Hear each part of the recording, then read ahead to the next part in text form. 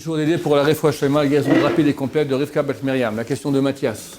Comment comprendre que des gens subissent des expériences spirituelles qui sont du domaine de l'âme et pas du tout du corps, qui sont complètement fausses étant donné qu'elles ne sont pas liées avec la Torah? Par exemple Le bouddhisme, choses comme ça. Ils vont là-bas et ils ressentent des choses puissantes, ils voient même des miracles, l'expérience de voyage astral.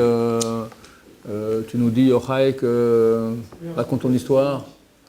Non, voilà, donc j'ai un ami moi qui a eu une expérience avec les bouddhistes et voilà, il a vu de façon claire que le maître des bouddhistes de là-bas, il avait un roi Hakodesh. Je ne sais pas comment on l'appelle là-bas, le maître.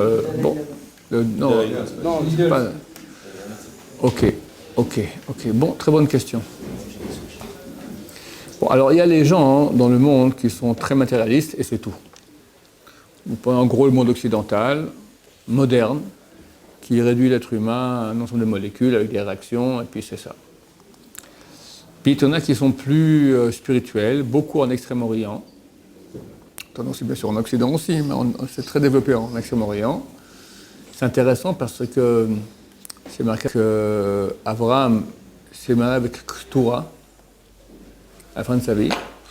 Il a fait 6 enfants. C'est qui Ketura? C'est Agar, la mère de Ishmaël. Elle avait un surnom, Ketura. Il a fait donc 6 enfants, c'était donc 6 frères à Ishmaël. Et il les a envoyés en terre d'Orient, il leur a donné des cadeaux, et les a envoyés vers l'Orient, en terre d'Orient. Quels sont ces cadeaux? Dit Rashi sur place, c'est Midrash de Chazal d'il y a 2000 ans, Midrash Rabbah, Shem Tum'a Masarlaim, il leur a donné le nom de l'impureté. Un nom, c'est une puissance. Un nom, c'est un dévoilement de puissance spirituelle. Quand on parle des noms de Dieu, c'est une manifestation d'Hachem. Tu as des noms impurs.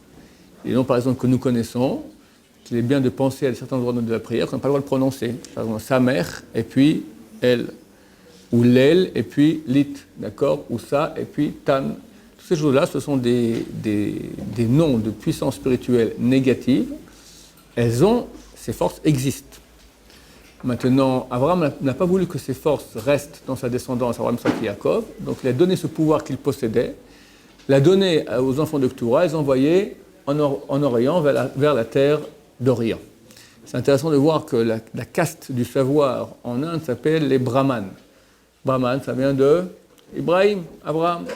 C'est eux qui ont la connaissance de la religion hindouiste. Je ne parle pas maintenant, je ne sais pas si c'est Bouddha, je ne me connais pas suffisamment bien, hindouiste en tout cas. Et ils ont des pouvoirs, c'est clair qu'ils ont des pouvoirs. Admettons qu'il y a même des pouvoirs chez certains chrétiens, il y a des pouvoirs certainement chez les Noirs, le vaudou, il y a la sorcellerie, beaucoup de choses, d'accord? On ne peut pas réduire la carte spirituelle du monde en disant dans la Torah, il y a la spiritualité, donc c'est vérité. Tout le reste n'est que matérialité, et c'est faux parce qu'il faut spiritualité. Il y a aussi une réalité spirituelle ayant des pouvoirs qu'on pourrait appeler surnaturels, aussi, autre part que dans la Torah. Mais nous appelons cela le sitrach, on appelle ça le côté autre. Ça veut dire que Dieu a créé le bien et le mal, le vrai et le faux, et a donné une puissance au mal, a donné une puissance au faux. Et ils ont une puissance les permettant de faire, entre guillemets, des miracles. Nous voyons bien que les sorciers en Égypte ont réussi à faire quelques-uns des moftim, des miracles que Moshe a fait. Le pharaon, il a dit à Moshe, tu amènes maintenant du foin dans la grange. Avec tes miracles, là, tu jettes le bâton par terre, il devient un serpent. Regarde, j'appelle, venez, jetez vos bâtons par terre, tac, des serpents. Tu verses l'eau, elle devient du sang par terre. Ils font la même chose. Comment ils ont fait? Donc il y a un pouvoir qui existe. Simplement, il vient du côté négatif. C'est-à-dire quoi du côté négatif? Pour expliquer un peu plus profondément. Donc Dieu, pour qu'on ait le libre arbitre, a créé dans ce monde le bien et le mal. Et ces forces de mal, ce sont des forces extrêmement puissantes. Maintenant, il y a des personnes qui arrivent à grimper dans ce domaine-là. C'est beaucoup plus facile de monter dans le côté négatif que dans le côté positif. Beaucoup plus facile. Il ne faut pas faire trop d'efforts sur soi-même. Il faut être un pauvre type, et puis ça marche. Les hindous, je sais pas quoi, des fois il y a des moines, je sais pas, enfin, je sais pas comment ça s'appelle. Tibétains, je sais pas quoi, qui font des efforts extraordinaires, ils dorment pas pendant des semaines, ils mangent pas, Oui. Ils se sentent et ils subissent des expériences spirituelles. D'accord. C'est pas impur, enfin, ça veut dire. Alors, il y a la sorcellerie vraiment, et on va dire quelqu'un qui sait beaucoup travailler, il arrive à une certaine spiritualité. Il y a un Baal Tshuva, un type qui était en Inde, justement, qui, le jour en Israël, un très grand conférencier qui était un très très fort dans tout le truc hindou, puis moi il a fait Tshuva. Beaucoup d'histoires du même genre que. Moi j'ai deux tantes qui étaient à Gateshead, d'accord, elles ont pété un câble, les pauvres sont partis dans les ashrams en Inde. Ouais, j'ai une famille très spéciale. Mais néanmoins, elle m'a raconté qu'un ami à elle était allé voir le Dalai Lama, il lui a dit, tu es juif, sache que où nous on finit, là-bas vous commencez. Il a sorti un prospectus de Orsa Mer, c'est la Shiva pour Baal Tshuva ici à Jérusalem, hop. Bon, c'est elle qui m'a raconté ça. Bon, il paraît que beaucoup racontent des choses qui ressemblent à cela. Déjà bien qu'ils reconnaissent qu'il y a autre chose que eux, et même qu'ils diraient que c'est plus que ce qu'eux peuvent arriver. En tout cas, l'histoire que je connais, la suivante, c'est qu'un type, donc, il a beaucoup fréquenté les ashrams, etc., là-bas en Inde, au Tibet, au Népal, et en Israël, il a fait Tshuva. Et un jour, une ancienne collègue de là-bas lui écrit, elle passe en Israël, ils se sont rencontrés, ouais, très bien, on va se rencontrer, bon, ils vont boire un pot ensemble, et il y a un truc à manger, une pomme, d'accord, il fait la bracha, il mange la pomme, elle devient livide. Et qu'est-ce qu'il y a? Je sais pas, moi, le travail que tu as fait, tu as dit un truc, il y a sur la pomme, il y a une clipa, c'est entouré d'une écorce comme ça, spirituelle, impure. Moi, quand je mange une pomme pareille, pour arriver à enlever cette force impure, ça me prend 1 à 2 heures de méditation. Et j'enlève et je mange la pomme. Toi, tu as dit 6 mots, clac, elle est partie. Et ouais, nous, on est branchés. On voit bien que Bil'am, c'est marqué dans la fin de la Torah, qui ne s'est pas levé dans le peuple d'Israël, un prophète aussi grand que Moshe. Chazal on dit, dans le peuple d'Israël, c'est pas levé. Mais dans les Umot Torah, le peuple de la terre, oui, qui? Bil'am. Bil'am est un prophète de calibre aussi grand que Moshe. Il était capable de connaître le moment précis où Dieu, chaque jour, il envoie une petite dose de rigueur dans le monde. À cause de ça, il y a tous les malheurs dans le monde. Tous les malheurs ont lieu dans ce. Et cette dose-là, elle passe un moment, c'est marqué le temps de dire le mot rega. Rega, instant. 2 syllabes. C'est 3/4 de seconde. À ce moment-là, Hachem, il envoie la rigueur dans le monde. Tout le reste, c'est que miséricorde divine. Il suffit pour faire toutes les chimiothérapies, les divorces, tout ce que tu veux, c'est ce petit moment-là. Et lui était capable. Pardon ? Et il était un calibre. Il était un calibre égal à Moshe. Il aurait pu arriver. Il avait un calibre égal à Moshe. Comme ça, dire, qu'est-ce que ça signifie exactement? Je l'ignore. Ce que je sais, oui, que Chazal nous dévoile, qu'il savait définir ce moment, très précisément. Et si à ce moment-là, il maudissait, la malédiction, elle se réalisait forcément. Qu'est-ce qu'il peut maudire en 3/4 de syllabes? Il peut dire Kalem, extermine-les. Il regarde comme ça, Kalem. Et il a voulu faire ce coup-là avec nous. Baruch Hashem, Dieu, à ce moment-là, pendant toute cette période, a arrêté d'envoyer les forces. Il a changé tous les systèmes cosmiques spirituels pour qu'il n'y ait pas cette puissance de rigueur céleste qui vienne. Et comme ça, il n'a pas pu maudire. La malédiction une bénédiction est sortie de sa bouche par 3 fois. Qu'est-ce qui se passe quand il n'y a pas de rigueur dans le monde? Alors, il y a beaucoup de chesed. C'est quoi chesed? C'est la bonté, l'amour. Alors l'amour au niveau divin, c'est très bien. Quand ça vient au niveau très très bas, c'est quoi? La débauche sexuelle. Juste après, toutes les filles de Midian arrivent, en petite tenue, elle est tambourin, elle est tralala, et je sais pas quelle musique elle rap, d'accord, derrière, avec les microphones, on s'en baladait, et tous les petits garçons, les jeunes garçons de l'armée israélienne sont tombés dans le panneau, 24 000 morts, ça a fait. Terrible. Terrible. Les filles, toujours et encore. Messieurs. Aujourd'hui, il y a les hommes aussi, Hachem Yishmor.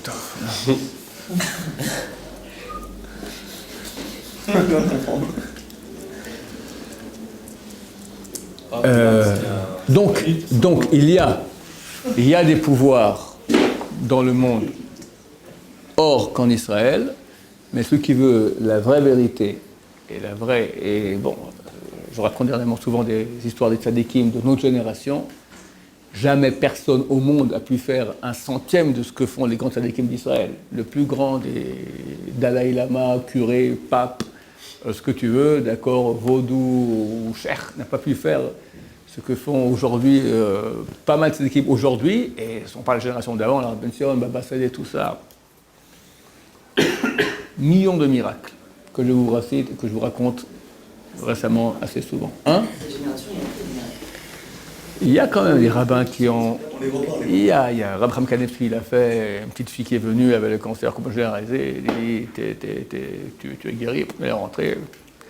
Le médecin a dit c'est pas la même radio. Ouais, bien sûr qu'il y a. Il a dit t'es grise. Et pourquoi il n'aurait pas pu faire ça à tout le monde Pas à tout le monde. Il voit dans le ciel. Ma belle-mère, elle est décédée d'un cancer. La même année où je fréquentais beaucoup le Rabben Sion. Tout Pessah, j'étais avec lui. 6 mois plus tard, elle est décédée. Ma femme était avec moi aussi, donc la fille de ma belle-mère. Et elle lui a demandé en moyenne 500 fois une bracha. D'accord? Pour que 500 fois une bracha. Le type, il n'en pouvait plus le rave, d'accord? Chaque occasion, tac, une bracha pour ma mère, une d'Akavon. Sur 7 jours. Elle est décédée pour finir. Il m'a dit, le cas de ta mère, c'est Chotam Dam. C'est une signature de sang. Une signature d'argile qu'on peut casser, une signature de sang. On ne peut rien faire. Il y a des cas où il faisait la bracha, mais bon, il savait que c'était pas... Ça présage rien de mauvais pour là-haut. Pardon? Le fait que quoi qu'il arrive, on ne peut rien faire, ça présage rien de mauvais pour là-haut.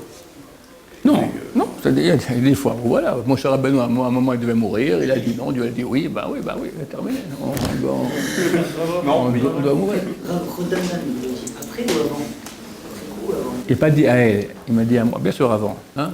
Alors ceux qui voient là-haut, ils savent exactement qui, quoi, comment, pour, donc comment. Ils savent s'ils peuvent faire la bracha, peuvent pas faire la bracha, s'ils peuvent, à quel prix. Des fois ils font pas. Il y a eu un cas que je vais raconter. Un enfant qui est né, qu'est-ce qu'il avait comme... Ouais, un enfant tout à fait bien. Il va au Talmud Torah, à 12 ans, il a eu la maladie. Et la chimiothérapie, machin, puis après les médecins ont dit c'est fini. Dans la semaine qui suit, il va mourir. Il a dû quitter l'hôpital, plus rien à faire, il rentre à la maison, il passe un Shabbat exécrable. Le dernier Shabbat avec lui, sauf que dans 2-3 jours, il va mourir.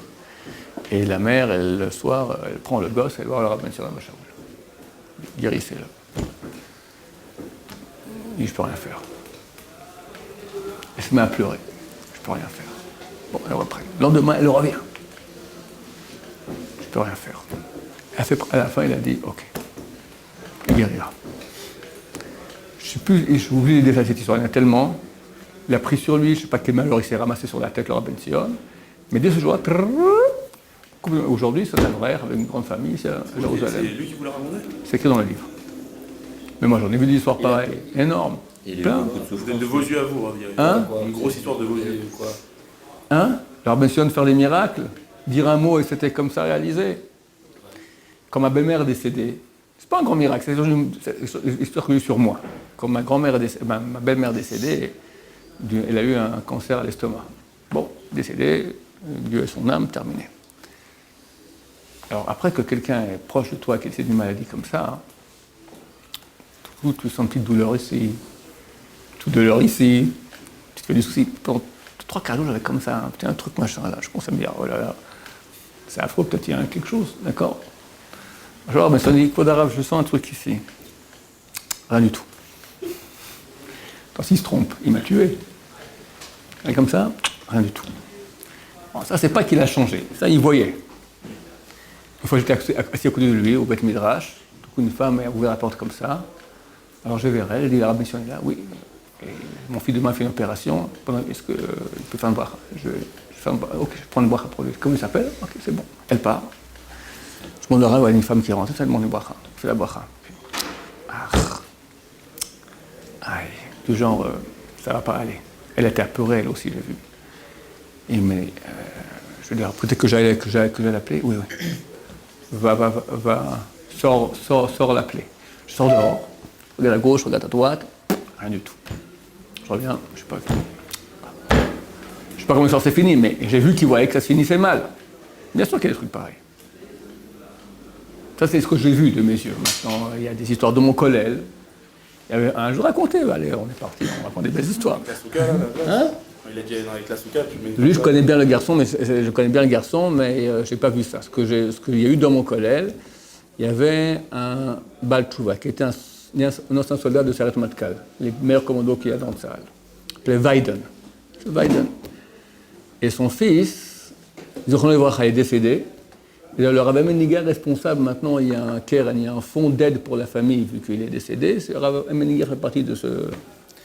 Il avait un gosse de 12 ans aussi, de nouveau, qui a eu tout à coup un Haïdak, un microbe, un virus comme ça, qui l'a rendu paralysé. Tout le bas du corps. Les médecins ont dit, on ne peut rien faire. Il reste paralysé à vie. Ok. Un type qui était proche du Rav Ben Sion, celui qui le prenait toujours, Amora il s'appelait. Il connaissait bien Weiden, il lui a dit amène ton fils. Il est Rav Ben Sion, voilà, un type, il a paralysé le gosse, tout ça. Il dit ok, demain quand je descends, quand je sors de la maison pour aller à l'Yeshiva, soyez en bas dans l'allée à 9h moins quart. Il doit arriver à 9h à l'Yeshiva, 9h moins quart, ils amènent le gosse sur la chaise roulante, ils attendent, à 9h moins quart, le Rav descend de l'ascenseur, il sort, il s'arrête, il le voit comme ça à 5-6 mètres, lui dit Koum, lève-toi. Et je peux pas. Koum. Il se lève. Bon, viens. Il marche. Ouais, c'est bon. Attends, j'ai pas compris là. C'est quoi le truc? C'est une autre génération. Non, mais c'est quelle génération? C'est cette génération. Là. C'est qui a fait ça? Alors, Besson Bachaoul. Maintenant, lui, il ne voulait pas raconter ça à tout le monde. Et alors, Yotsaka lui a dit, tu dois raconter à tout le monde, que les gens connaissent la force de la Torah, l'étude de Torah, parce qu'il a eu par ça, quoi? Par étude de Torah. Mon père est venu, il lui a dit, c'est vrai ce qu'on raconte comme ça? Vous avez réussi à faire... Il a fait comme ça. Deux fois. Il l'a fait... Non, c'était énorme. Mais des fois, il ne pouvait pas. Donc, il y a des fois, il voit très bien quand il peut, quand il ne peut pas. Une histoire hyper connue que je raconte pour vous, vous n'avez pas entendu. C'était inné, ça? Non, pas inné. Bien sûr, il a travaillé. Comment il a travaillé? Je lui ai demandé comment il a fait. Je lui ai raconté. Il m'a dit, j'ai enseigné les élèves et c'est venu. Mais tu t'auras jour et nuit, il était kadosh, attention à tout, Makpi, il avait un amour de Dieu, une crainte de Dieu, un amour d'Israël. Ah, il était parfait, il était extraordinaire, on ne se rend pas compte. Alors, un jour, il y a une semaine horrible. Sa sœur, qui me raconte ça, hein? Mon Chavrout a été marié avec la nièce du Rav Ben Sion. Alors, la mère, la belle-mère de mon Chavrouta, la sœur de Rav Ben Sion. Donc, il me racontait l'histoire. Une fois, sa sœur lui dit, qu'est-ce que tu as, Rav Ben Sion? C'est quoi cette semaine-là terrible que tu as eue? Il dit, la semaine passée, j'étais dans la rue. Une femme est venue me dire, j'ai pas d'enfant, Rav, je ne vais pas avoir des enfants. Alors lui, quand il pouvait faire la bracha, il faisait. Quand il ne pouvait pas, il se faufilait. Il disait des enfants, un truc comme ça. Et quand il voulait vraiment, c'est Mishébeach, Voten, il faisait une bracha. Comme ça, les gens ne comprenaient pas. Ceux qui connaissaient avec quand ils disent, ils faisaient la bracha quand ils ne faisaient pas. Il ne peut pas toujours la faire. Je raconte une autre histoire, je vous raconterai après. Bon, on a dévié du sujet là. Mais c'est bon, pour dire comparaison entre la Kedusha et l'autre côté, ce qu'on appelle ça. Alors, je ne pouvais pas la faire, elle a compris. Au milieu de la rue, elle a attrapé ma redingote, elle dit, je jure que je ne vous lâche pas tant que vous bénissez que je n'ai pas un enfant. À vous? Non. Ah. Moi, j'en avais. Elle a trouvé le redingote de Rav Ben Sion, elle a dit, je jure que je ne vous lâche pas tant que vous ne me bénissez pas que j'ai un enfant. Alors, qu'est-ce que je pouvais faire? J'étais au milieu de la rue comme ça, j'ai béni. Rav Ben Sion, il bénit, dans le ciel. Mais mon cher ami, nous, depuis la création, on a eu cette femme, elle n'a pas d'enfant. Et toi, tu viens, tu dis, elle a des enfants, tu me remets tout en question. Qui es-tu? Il faut payer pour ça. Tu as fait un chèque de 1 million, il faut payer le million. Souffrance, une semaine de galère. Qui, lui? Ouais, lui et sa femme. En maladie et tout? Non, il a eu à l'hôpital, machin. Qu'est-ce qu'il avait? Il n'y a aucun organe qui fonctionnait comme il fallait chez lui. Et elle a eu des enfants? Bien sûr. Il disait un mot. Une fois, une femme lui demandait Kvod Harav. C'est des histoires que j'ai racontées 10 000 fois, mais j'aime bien les raconter de nouveau. Kvod Harav, c'est bientôt son Yortzeit, c'est dans moins d'un mois, hein, c'est un cours spécial. Son quoi? La Iloula de Rav Ben Sion à Bachaoul. Il était chez quelqu'un, il y avait, je ne sais pas, une bar mitzvah ou quelque chose comme ça. La mère, elle vient et dit Kvod Harav, une bracha pour avoir des enfants. Il fait la bracha. Il dit non, pas pour moi, non, pour ma fille. Ah bon, ok, amenez-la. Fais la bracha à la fille. Après, il dit, quel problème qu'une mère et une fille accouchent le même jour? Les deux accouchent le même jour. Un mot. Un mot qu'il disait. Accoucher le même jour. Accoucher le même jour. Mais ils ont demandé quoi comme Rahan? Les deux d'avoir Avoir des enfants. Les deux, ils voulaient avoir des enfants. Non, lui, il n'a pas compris. La mère voulait pour sa fille. Il a compris, alors il bénit la mère. Il a béni la mère. Bon, alors, donc, il aura un enfant. Elle a un enfant. Ah, il a béni la mère sans... Voilà, sans qu'elle ait demandé. Non. Voilà, où tu as des choses pareilles. C'est notre génération. Notre génération. De nos yeux, on a vu. C'était une bonne Hein? histoire. Les vaudous, les machins, ils prennent des trucs. Tel que. Un vaudou, il peut dire, tu auras un enfant, allez, je me suis trompé, alors toi aussi. Non, eux ils font ça, mais dans l'autre sens. Et Pour après, le ça. mal. Pour le mal, du mal aux ouais. Pour du mal aussi, ouais. Ils ont, ouais. La sorcellerie. Il y a plus de grands rabbins comme ça qui peuvent faire des choses comme ça. Aujourd'hui, il y a Rabbi Chaim Kanievski. On n'a pas vu de choses pareilles, mais il a beaucoup du même. Le fils de Rabbi Shimon m'a dit, quand je dis Rabbi Kanievski, c'est comme si je vois mon père. Même façon de dire, il tranche un mot, tac, c'est comme ça. Il n'y a pas à discuter parce que lui, il voit, mon voisin qui fréquente beaucoup le Rabbi Chaim Kanievski m'a raconté dernièrement une histoire que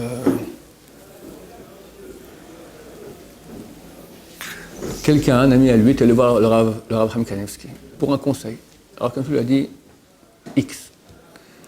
Le petit-fils de Rabbi Kanievski, c'est lui qui fait rentrer les gens, le petit-fils là-bas, il a dit Saba, grand-papa, il y a quelqu'un venu avec la même question, tu as dit exactement le contraire. Alors pourquoi lui tu dis une chose, celui d'hier tu as dit le contraire? C'est pas la même chose, pour la même question exactement. Rabbi Chaim, il répond à son petit-fils, je t'ai déjà dit souvent, les paroles que Dieu me met dans la bouche, je les dis. Ce que Dieu me met dans la bouche, je le dis. Est-ce qu'il paraît en ce moment, il dit que bois. Que bois, il ne dit pas que bois. Non, il dit des choses à côté. Bien sûr qu'il pose des questions. En plus, il dit pas qu'il se voit. Moi, j'ai vu des vidéos, il faisait pas bois. C'est discret, c'est assez bizarre. Voilà. Voilà, ça c'est des gens qui sont Torah. Il y a un livre qui est sorti dernièrement, les Chovot, ça veut dire son programme d'études obligatoire quotidien. Il y a l'obligatoire quotidien. Après, il reste un peu de temps, il étudie d'autres choses. L'obligatoire quotidien, c'est à devenir fou. Il y a un livre entier là-dessus.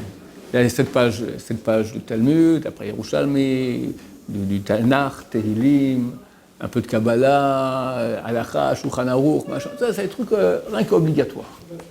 Il y a un bouquin qui s'appelle très beau, très très intéressant à voir. Et les rabbinim, les kabbalistes là, qui sont en Israël, ils sont reconnus, je crois. Enfin, je sais pas. T'en connais pour les kabbalistes reconnus? Non, je sais pas, mais vous arrivez chez lui et il te dit le nom de ta mère, ton nom, il connaît tout à lui.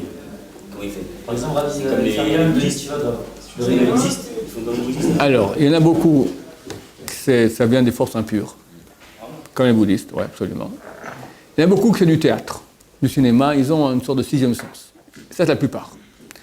Il y en a que ça vient du côté négatif, des gens tamés, qui font des péchés graves, et comme ça, Les rabbins qui sont tués. soi-disant rabbins, des déguisants rabbins qui prennent un pouvoir des forces impures. Il y en a quelques-uns, pas beaucoup, que ça vient de la Kedusha. Qui je connais moi, qui est Rabbi Chaim Kanievski ou HaKodesh, que je connais. Je ne dis pas que les autres ne sont pas vrais, d'accord? Ce que je connais. Mais c'est sûr. Ouais, aucun doute. Rabbi David Abu Hatzera, c'est clair. Hein? Ramos, j'imagine, j'en ai beaucoup de bien sur lui, mais je connais pas suffisamment bien. Il y a un ami à moi, que je vais raconter ce Balchoua là, qui voit des choses. Ce que je connais humblement. Il y a le Rav, je ne sais pas si c'est le Rav HaKodesh. Ah, il a vu la Potzera, il est là, c'est sûr. Ouais, Rav David, c'est clair. Attends, hein? Ouais, j'ai entendu des choses très. Le Rav Kouk de Tibériade. Ouais. Encore un autre, c'est le. Je ne sais pas si c'est le Rav HaKodesh, mais en Kabbalah, il est bien. C'est un vrai Mekoubal, c'est pas un faux. Le Rav Shmueli. Benaïou Shmueli, de la Yeshivat Ner Shalom. Voilà. Ashtayman n'est plus haut que tout ça. Ashtayman, c'est le dirigeant de la génération, c'est le Dolador. Ça, c'est. Chazal on dit, un sage, il est plus grand qu'un prophète. Le prophète, il voit des choses, le sage, il est plus grand. Lui, quand il dit quelque chose, c'est Datora. C'est plus haut que tout. Rav Ashtayman, 104 ans aujourd'hui. Hein? On espère qu'il est Mashiach. Qu'est-ce qu'il m'a dit? Non, c'est faux. Ouais. C'est faux. Je vais revérifier chez ce que je dis. Mon voisin de palier, il fréquente beaucoup le Rav Chaim. Une fois par semaine, il va le voir.